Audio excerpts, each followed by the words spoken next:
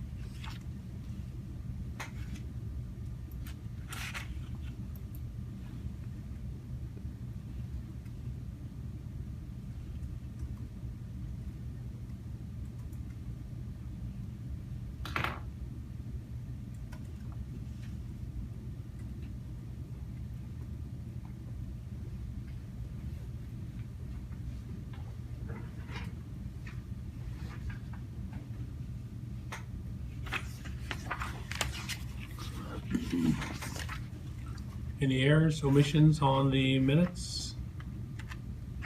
It's quite thorough. I just want to comment that I haven't received them yet, so once I do, I will review and I will email back if I have any questions or comments. Okay. I have no edits, Mr. Chair. No edits, so we will adopt the minutes as presented. With outstanding comments from Melanie. With yes, and as soon as Melanie receives it, she may have comments. So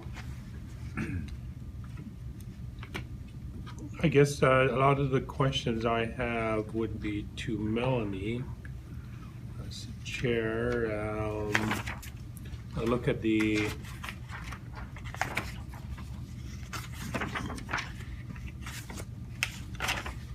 action items and the one previous to that.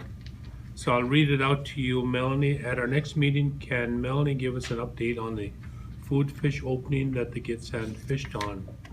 We did follow directions given by GWA to use a 7-inch mesh. Is there any data to show that this restriction did anything, or if you have any data on that. We had no one come to look at our catch to see what we're doing.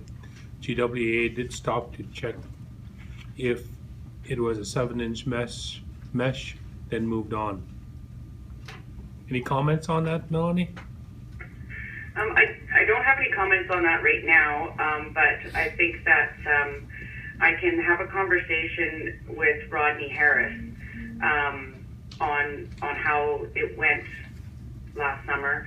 Because I wasn't here, I have to rely on the information that came from the GWA, and I haven't seen the total analysis yet, but I think that's worth having a discussion with Rodney about. All right. Okay, I'll move down to the action items. Melanie will provide an update at the next meeting regarding data on the 7-inch.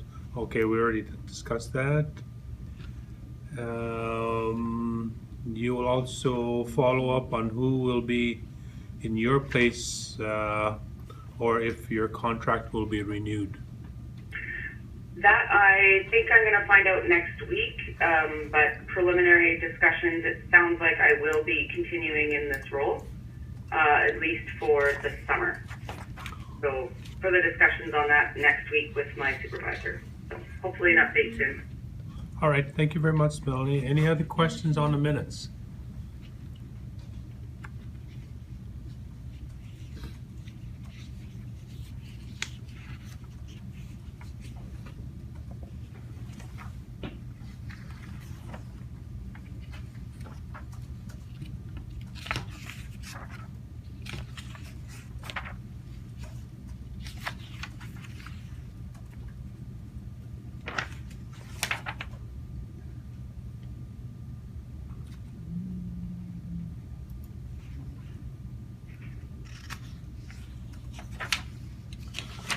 If there are none, then we will move on and the minutes. And once you receive the Melanie, if you have any additional comments later, I'll leave it open for you. Thank you. Number 4, Melanie Anthony, general update. Okay, so for currently, I guess the update that we would have for today would be that the pre-season planning process for salmon for North Coast is underway. The draft integrated fisheries management plan is out for input, comment, and recommendations. We have received a number of recommendations from various First Nations along the Skeena watershed. And although I haven't been a part of these conversations for very long, the impression I get from the comments we've received is that they are in line with the views of the folks in this room, and that there's going to be quite a bit of discussion on further precautionary approaches to recreational harvest and how we can manage that considering the changes in the Chinook and coho fisheries that we've been experiencing in the last few years. So that is definitely on the table for discussion, and looking for ways to create a more precautionary approach to these fisheries. So that is underway, and the draft ISMP will be out for comment until the end of March. So if there are any specific details or recommendations that you'd like to provide us, that is available online on the DFO website. Oh, so it's available on the DFO website? It should be. I'll actually find the link for you, and I'll send it to Elaine, and so that if there is any comments or input that you can provide them. The GWA has provided a number of recommendations, so I would suggest that you review those from Charlie to see if they're all in line or not, or you can provide your own recommendations directly. That's up to you. All right. Any comments?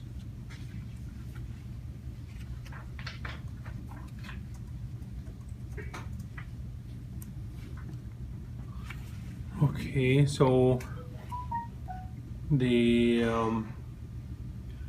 Gordon, what Melanie was talking about is there the pre-planning for the salmon season is underway, and there's a draft out there to provide any comments back to DFO, and she will send the link to Elaine, and Elaine was shared with us, and also GWA has made a number of suggestions already, and she feels that they're kind of in line with what we're talking about here at this table. Melanie, I'm just letting you know that Gordon has joined us. Okay. All right, so we'll, any comments? If there are none, we'll move on to number 5, Flynn Road, Troy. General update and SAAT. Thank you. I have no real general update, but I would like to bring your attention to the Skeena Angler Advisory team. At the back of your package, there's a terms of reference. And so I see my major role within the CMT as being able to assist the Gitxsan chiefs with regulation proposal development and sort of navigating through recreational fisheries and the regulations associated with them. We have a angling advisory team meeting scheduled for March 15th in Terrace, and it's an annual meeting. This year we're likely to meet again in the fall, because there will be some issues that we're hoping to do some additional engagement on. And so I did forward out a opportunity for regulation changes to be submitted on behalf of the CMT. And I received a submission from, I believe it was Brian Williams and Gordon? Vernon, thank you. And that will be included in the package for the Skeena Angling Advisory team to review. It's an open invitation for the crisis management team to attend. So if they would like to attend the meeting and present in person, it starts at 10 o'clock. And it's at the Skeena Valley Golf Club, and it's on Sunday, March 15th.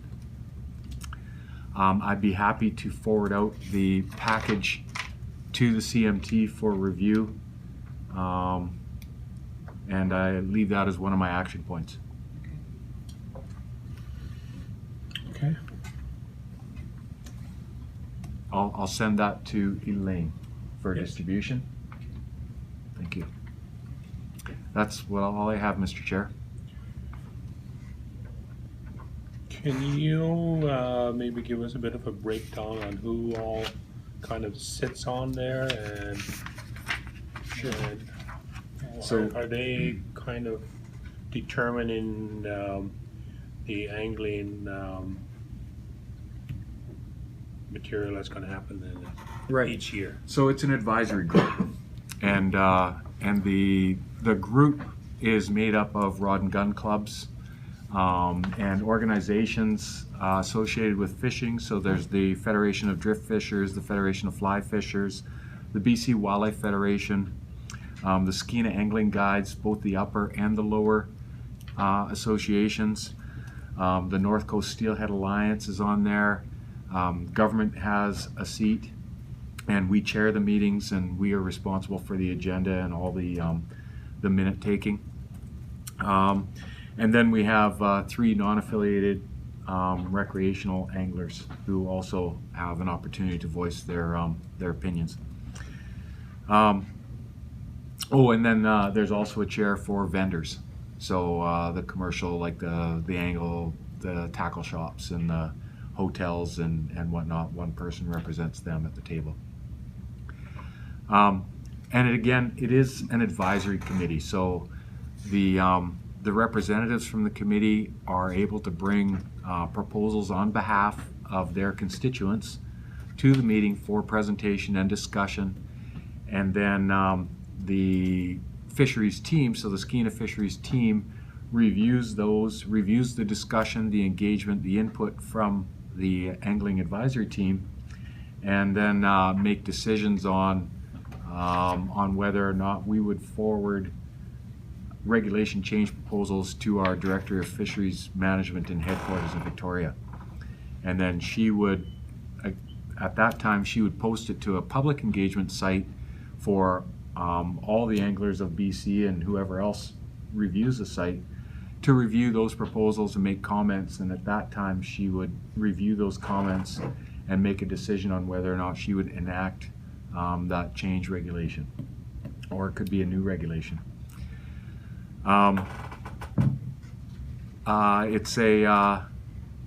The team has been part of the Skeena fisheries management realm for, I believe, since this terms of reference applies back to about 2010, I believe, and we found it initially quite adversary.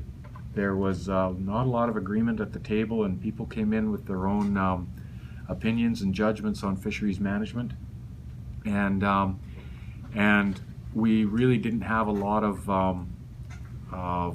coherence, I guess, on the issues.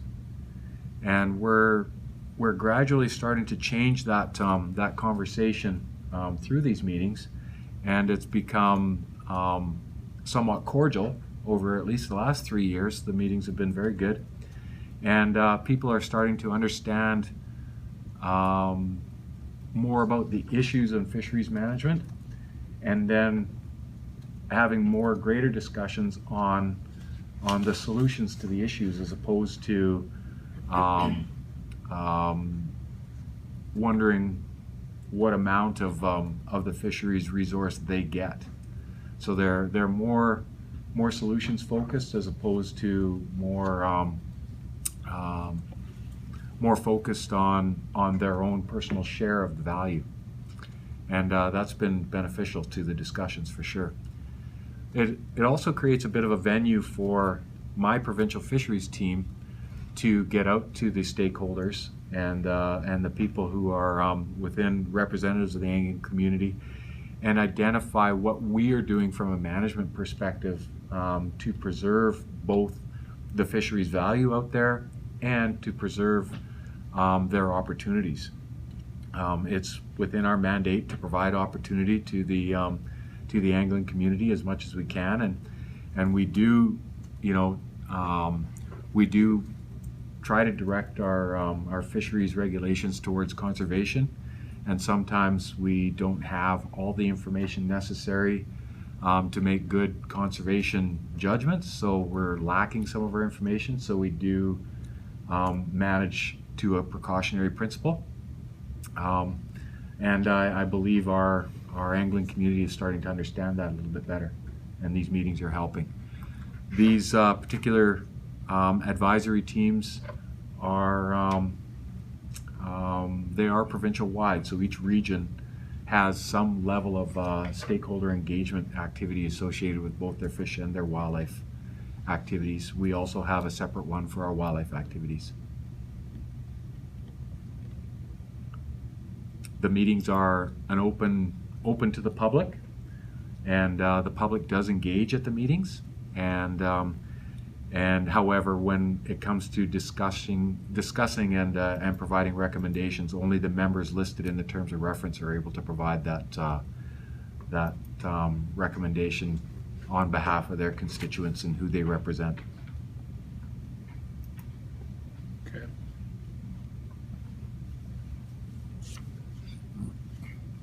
Any questions, Norman? Yeah. Okay. You mentioned there is a lot of at the beginning that there was a lot of trouble. Adversary. Yeah. Yep. Okay.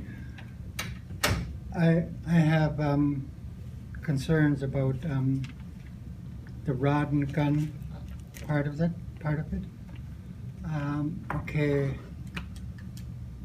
While looking up, the missing women on Highway 16, First Nations women, I came across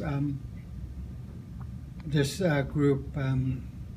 They're associated with the rod and gun clubs, and they're from the far right, and they consist of skinheads and white supremacists. So I guess my question to you is this group? It sounds like a lobbying group. Is it a lobbying group? Not at all. Okay. Okay. The rod and gun clubs that we have are made up of the local.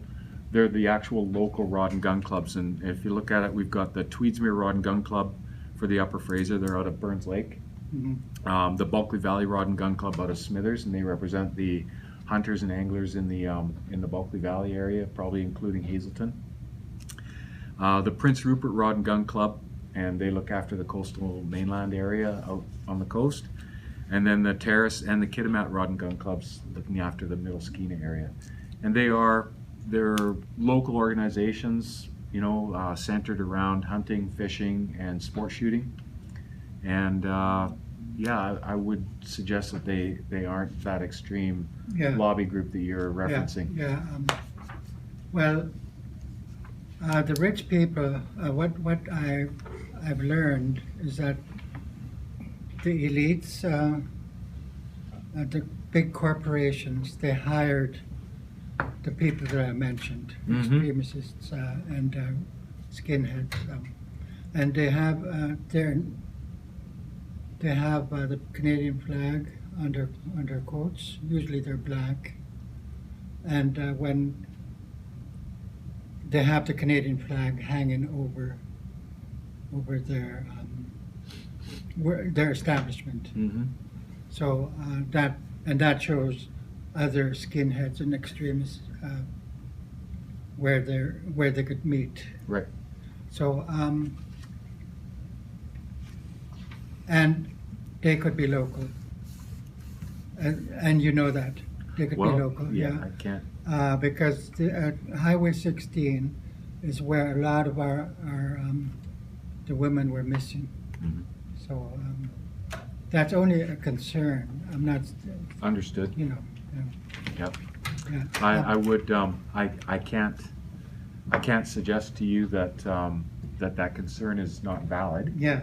But I would suggest to you that the people who are at these meetings and representatives are people of the community, and they're well known, and many of them have been a member of this committee since its inception.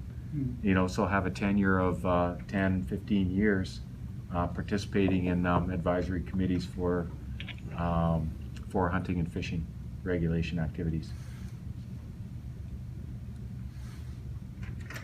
Yeah, because I have concerns about lobbying groups. I don't know why they call them lobbying groups, where their purpose is to get what they want in government, and to me that sounds like they're bribing. They're bribing the politicians and everything. Yeah. So as far as I'm concerned, that's what lobbying groups do. So Right. that's why I asked you if it was a lobbying. Well, you might say that we kind of bribe those guys to be there because we buy them lunch. Oh, that's nice. We'll be there. I think that's the only bribing that goes on. I'm sure of it.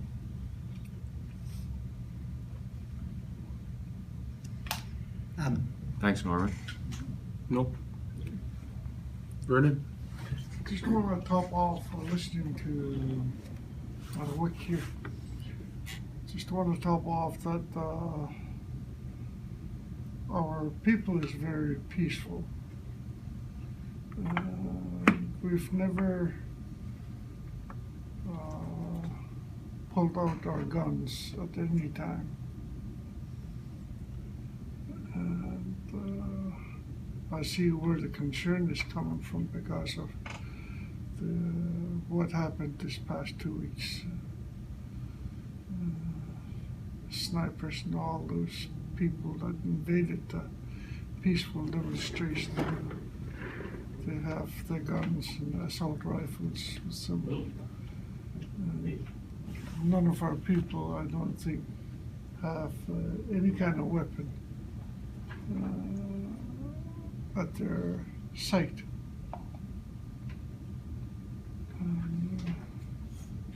So we starting to be concerned about that because of the past we've been living with.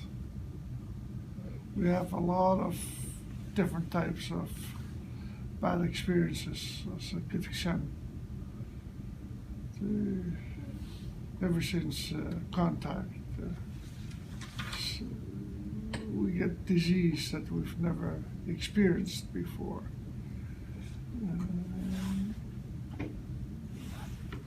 The RCMP comes into the community with sidearms and all kinds of weapons with them. To us, it's not needed on reserve.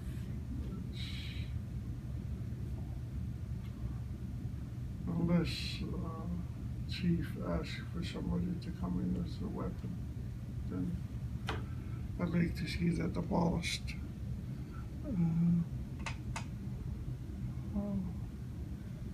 Like we're dealing with no fishing, no recreation fishing for the summer. And some of these people, they have permits to carry a weapon. So that puts us in a dangerous spot too, trying to protect our inland, trying to make it natural as possible, because Department of Highways and CN destroyed most of our fishing holes, and fee simple people that bought land. We can't get to some of our fishing holes. So with Norman's concern, I'm echoing the same concern as him.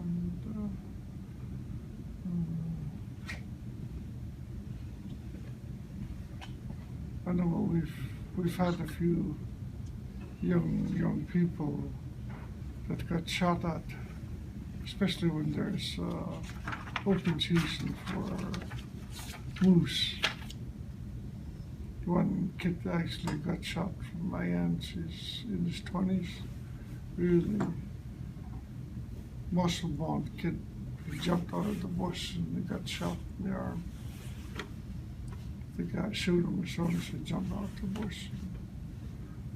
And now he's kind of crippled from one side. So if he's so scared when you go out hunting, you shouldn't go out hunting at all. Because us, we were taught to see the eyeballs before you shoot at it. We can't just shoot at any branch moving. We gotta see what we're shooting at. And so I think sidearms or any kind of arms should be banned inside our communities.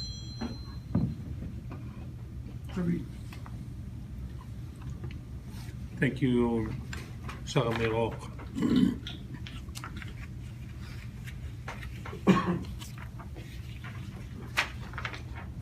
Couple of questions I had.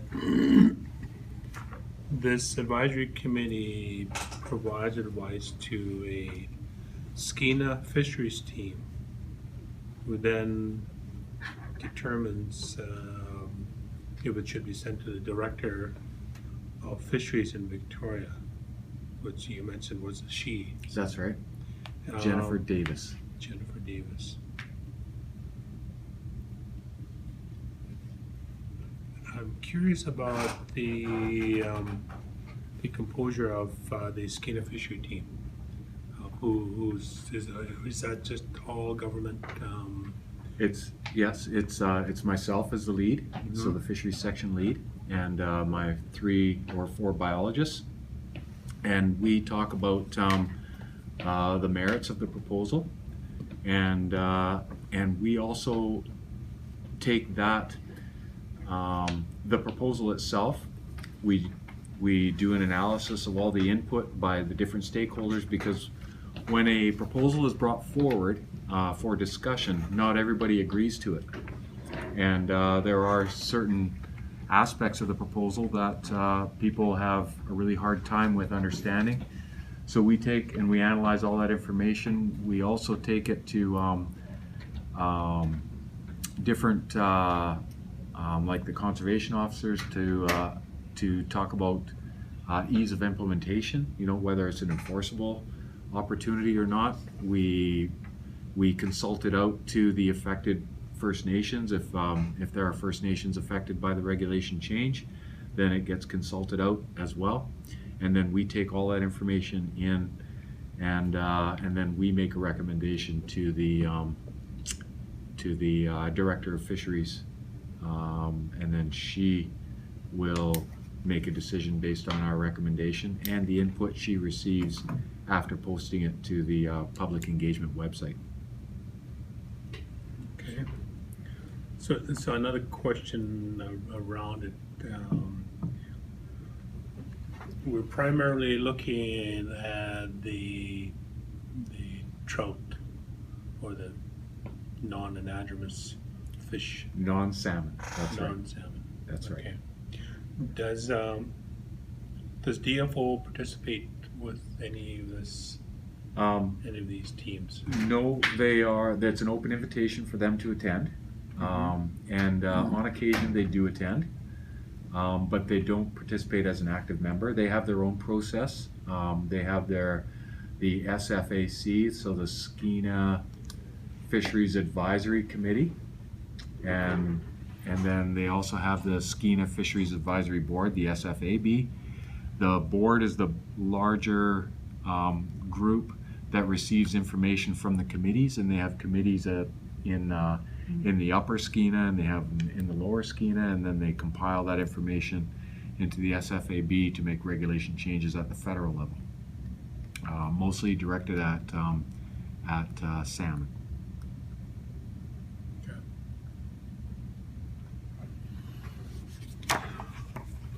All right. Any other questions or comments for Troy?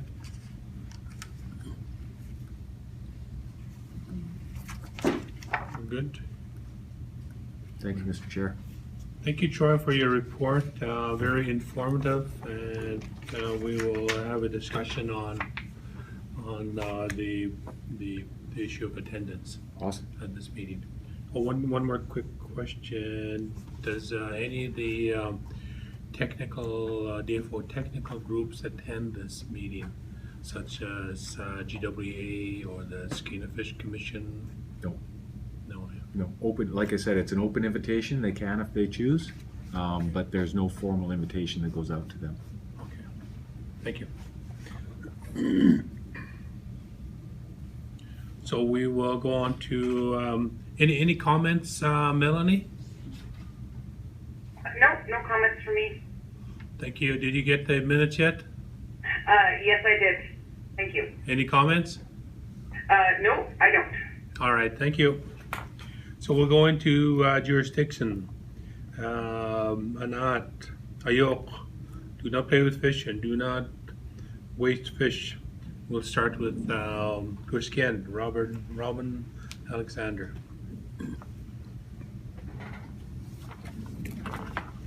All right. Talking about jurisdiction. I don't know why anybody would, the MCOR or this or that would be fighting over jurisdiction, because in time immemorial we've been looking after, this is our way of life. Why would we waste fish? since time immemorial.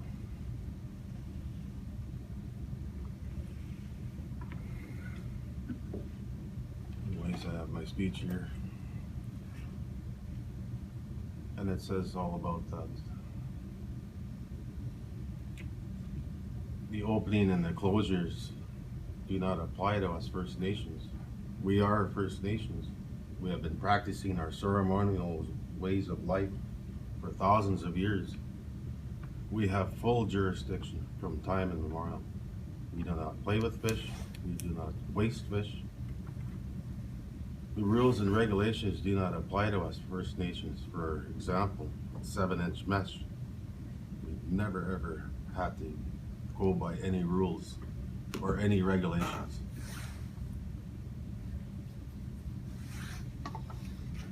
This is our way of life. It has been for thousands of years. We smoked fish, we preserved fish.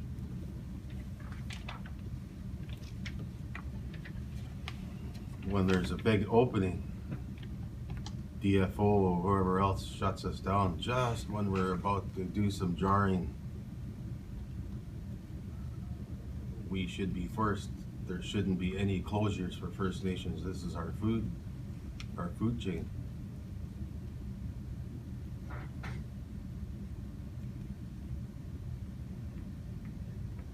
I could go on and on and on. I believe everybody gets the point here. Our way of life. This is our way of life. We have our smokehouses there. Some people can't even get to use it because of the closures. We all have busy lives. And it's sad that I don't see that the elders don't get to have any smoked fish or this or that. Another thing I want to bring up too is there's lots of garbage left on the beach from the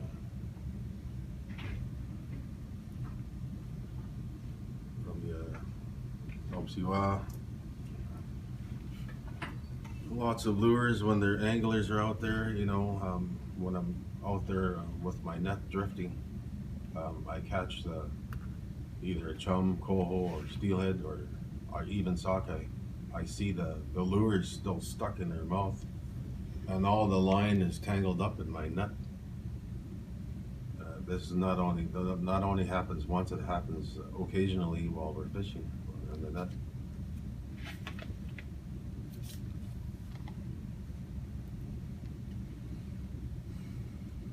And the boat launches there, they're all trespassing illegally.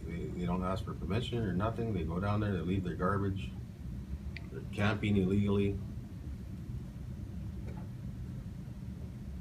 It's very frustrating for us First Nations to, when we want to do something, then we can't. We have to abide by rules, which is BS, I believe. Jurisdiction. We have the right of way. We have the right of way to fish. Any God-given time. When we need it, we need it. You know, it's a short season. We know when the fish count is low. You put out your net, you either go for a drift or you leave your net set overnight. And you can tell if there's hardly any fish in there, well, pull your net until there is. You know, we know when the fish are coming up. You can see them.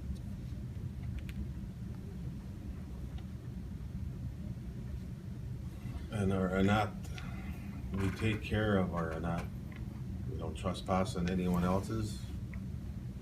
We don't set a net in anybody else's fishing hole. There's rules and regulations in our own laws too. And we abide by it. We have abided by it for thousands of years, and we still do it today. We still practice our laws.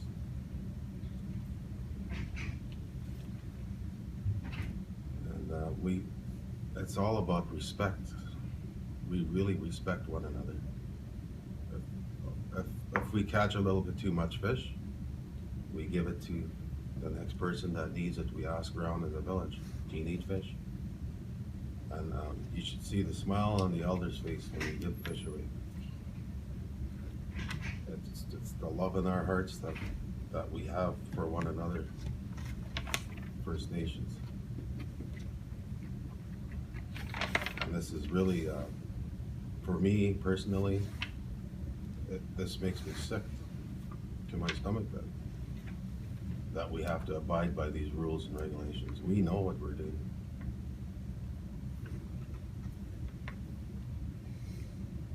So what I'm really getting at today is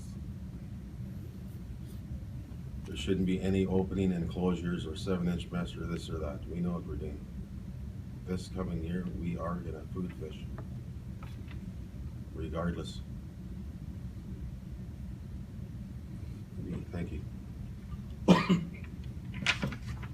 Thank you, Robin. Vernon or Norman?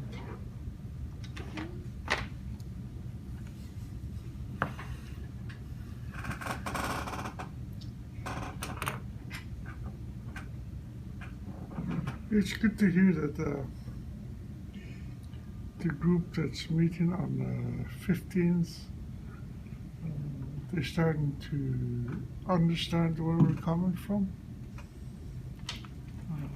We've lived here and we watched the destruction. And once we get an act legislated, then we could rebuild what's destroyed on our land. And I was a chief councillor for quite a few years, and the logging started, the clear-cut logging started. And they were going 24 hours a day back then when they first started. Our chiefs back then tried to slow it down, but they couldn't. They tried to slow it down. Somehow they knew about global warming. When you destroy the natural habitat, it's going to affect something. And that's what we've seen. When the chiefs tried to slow them down, they told the minister of the day, said, 50 years from now we will be logging, or you guys may be logging the same area we're logging today. It's about 60 years now since they said that. It's still bogged in those areas where they logged off, because they don't look after it. They may have been replanted, but they're not looking after it. When you plant a garden, you have to look after it in order to meet your needs. So there's a lot of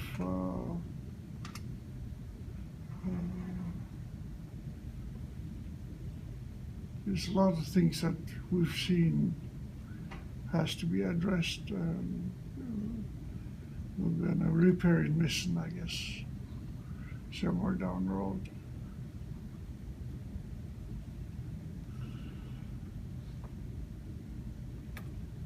There's a reason why our ancestors put up the laws. We have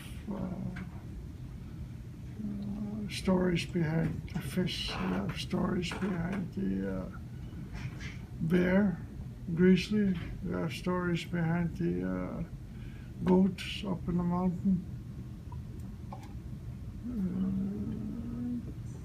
We live with nature in harmony. We respect anything that's alive, things that keep us alive.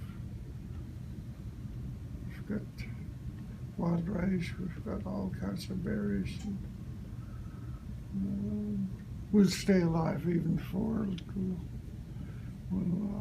starve, because we know how. We're not going anywhere. Read. I guess the chair is gone so I can speak. There's two things. One is that the Angling Association, SAAT, I forget what it means now, Skeena Anglers Advisory team. Advisory Team. We're seeking their respect for an understanding that we don't play with fish and for sport. And we don't waste the fish. It's against our law. So we do catch our own people doing those things, and they're spoken to. And the way our system works is voluntary. That's why it's successful. Our people voluntarily respect each other's lahip, each other's anak, and we never go there. If we sneak there and we get caught, there's consequences within our families.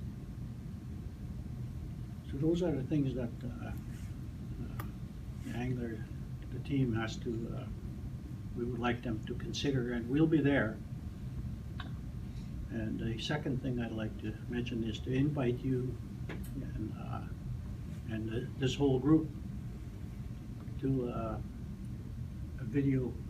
We're releasing our video on the ANAT. It's about 20 minutes long on April 8th and 9th, either the 8th or the 9th. We haven't exactly set the exact time. And also we'll be putting up signs regarding the ANAT. So it's been a process that our communications team has been working on for quite a few months now, over a year. So that's our invitation. You got enough time to buy yourself a new suit. I might just press a shirt. Okay.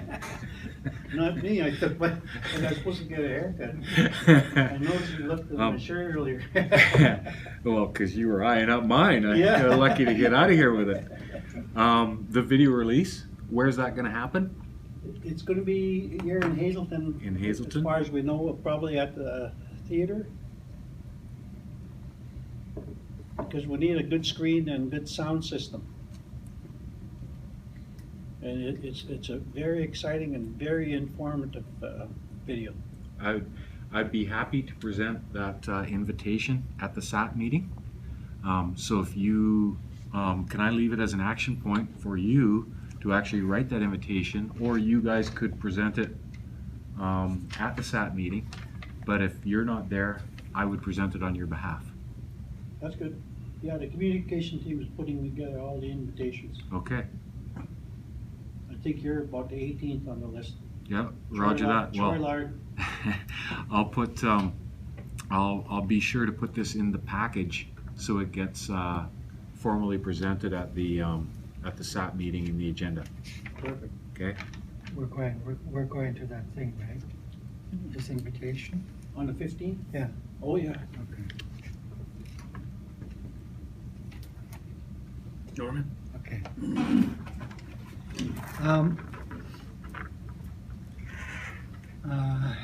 Okay. The laws that we have, I think 10,000 years is a little shallow in the depth of our history on this land. I think it goes back quite a long ways. When I was going to university, I was taking this course, I think it was anthropology, and they're talking about phylums. Those are language families, and they thought that in Canada, in North America, there are 50 phylums, they thought. Now, and they said, for 50 phylums to these language families to develop, it would take 50,000 years. So I think that 10,000, when you say 10,000 years, I think that's a little bit shallow. So you could imagine how our laws were developed. And they developed from our presence on this land. And our people, as Vernon mentioned, have to show respect. And a lot of the stories that we have, for instance, the story of the goat, the invitation that they gave us to have go with them and they were going to have a feast. These stories were developed because not developed, but were examples of the respect that we have for everything around us. And I mentioned this before. Our people were very wasteful in the earlier days, and they slaughtered the goats. The goats used to live not on the mountains, but they lived in the lower parts, in the trees, amongst the trees, in the forest. So they lived there, and our people slaughtered them and wasted their meat. And they danced around and made fun of all the meat that was there. And they took the hooves and they threw them, and they would stick into the trees. That's how strong they were in the old days. And the goats retaliated. I mean, I'm making this very short.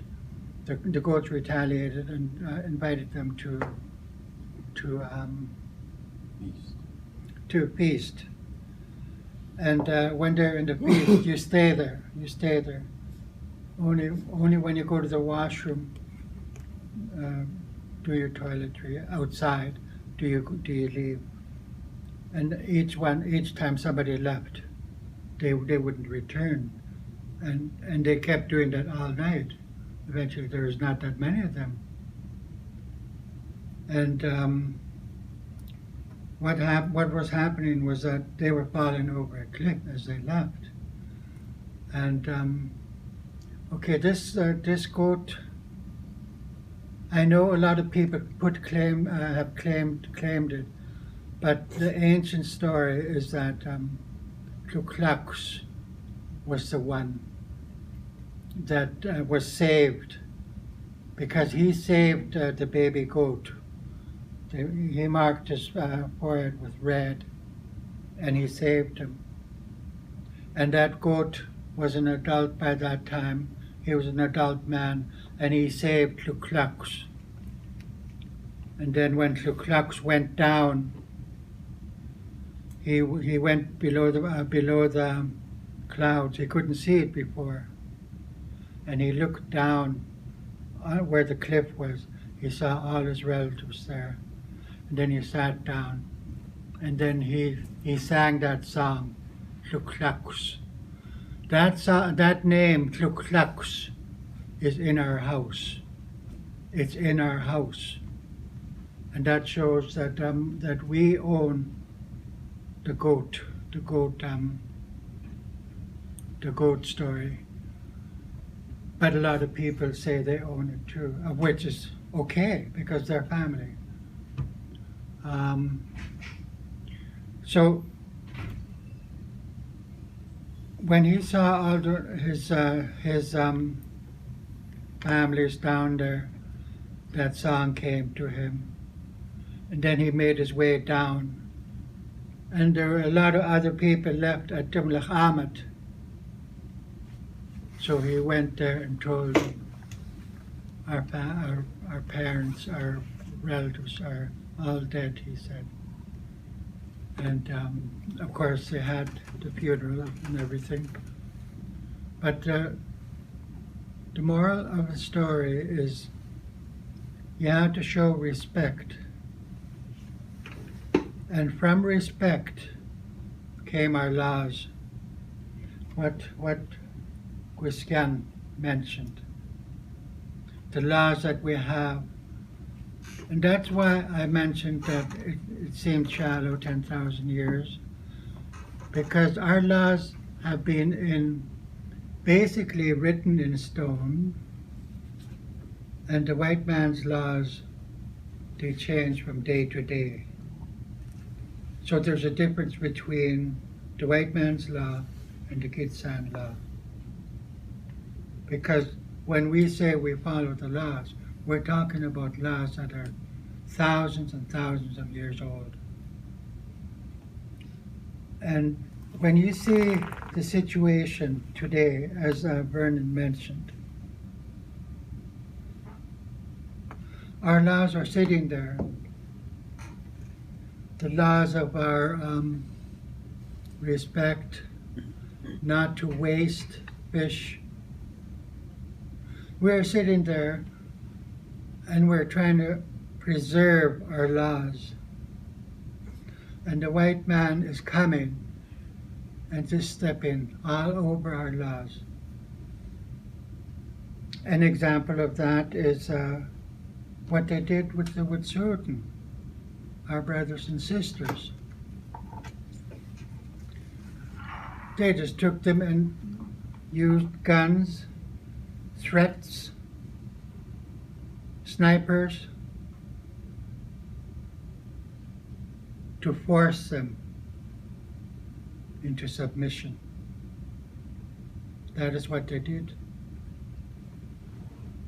And they continue to do that with us from day to day. And our people have been browbeaten all their lives. And they've gotten to the point where they think it's normal to be browbeaten. And yet, when you think of all the laws that we have in place, compared to the laws of the white man, which changes from day to day,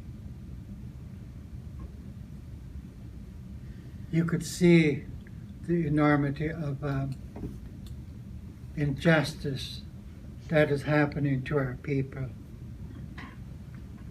because our laws are not recognized by the white man, and there's no respect shown to us. They are using battering rams such as the RCMP, of which they use throughout our lives on reserves. You have to remember, when we were on reserves, we were not allowed to leave the reserve. You have to have a slip of paper that says, I have to go visit my relative in another village, and then you're allowed. And you're not allowed to vote, only recently. We were kept in jail on the reserves by the white man. Colonialism. So when Robin talks about our laws, which goes way back, this is what he is talking about, our laws that have been here for thousands of years. And this is what we have to take into consideration when we're at this table. Because we can't just be flippant about it and just flip them off. We have to consider these laws and consider the people who have them, the ancient people that were here, that are still subjugated to this date. And when the Wet'suwet'en sat down to negotiate with the government, they said, we're only going to give you 5% of your land. That is ridiculous. That is ridiculous. And yet, here at this table, it is saying, we recognize all your land. We recognize all your land. If you are in negotiations at this table, we recognize all your rights and we recognize the amount of land you have. But recognition isn't saying it is yours.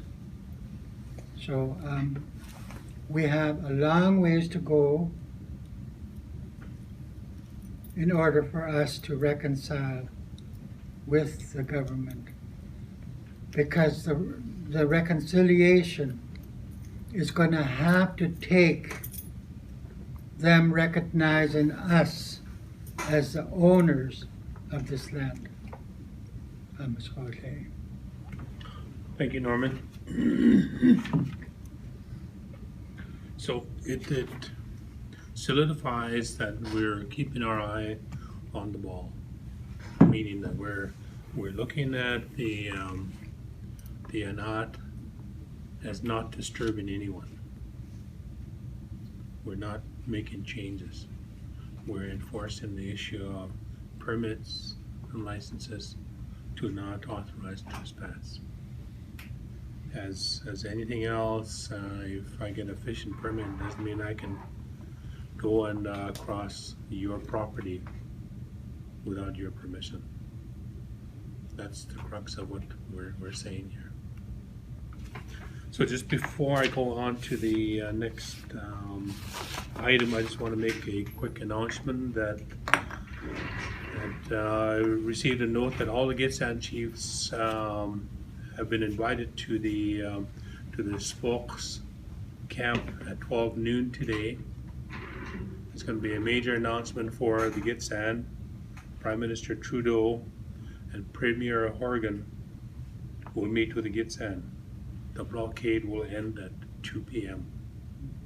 So, open invitation to the Gitxsan chiefs at 12 o'clock today. We're not going to eat first. And thank you for your attention. The other two items, the suggestion that was brought to our table that we invite the independent member of Parliament, Jody Wilson-Raybould, to the table to do an informational to her, let her know that the what we're doing as a crisis management team, what the Gitxsan government is working on, and then the last item that we have is an illegal boat launch on the other side of Ritchie. Gordon, you want to touch a little bit on that? Yeah, we're concerned about the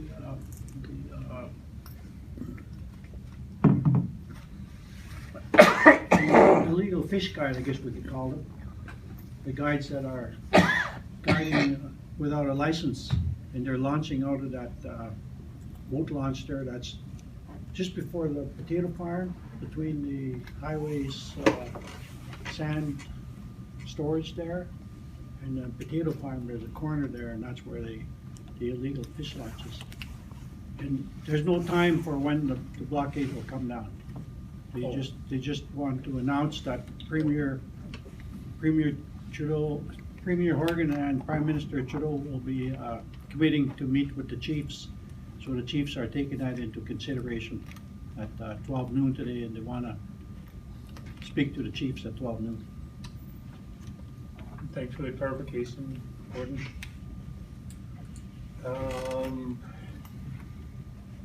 the last piece is next meeting date is March 12th, in order to accommodate DFO and make sure we're on your schedule, Troy. So March 12th still works, Melanie? As far as I know, yes. Okay. So, any closing remarks from anyone? Don't have time. Don't have time. All right, well, with that, I'll say the meeting is adjourned. I'll ask Sarah Miron to close our meeting.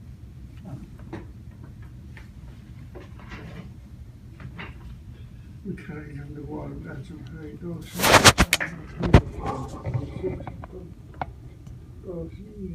Considered who was a option established, he don't know the head. I'm just not pleased to what it is, but he's not. Combination in her last Thank you. Can we have a quick, meeting here? Sorry, Troy. I'm out, yep. We're running out of time here. Yeah. He's gotta go I hear you. I got a meeting too. So, okay, thank you guys. Yep. Best of health to you between now and our next meeting. I like the shirt, the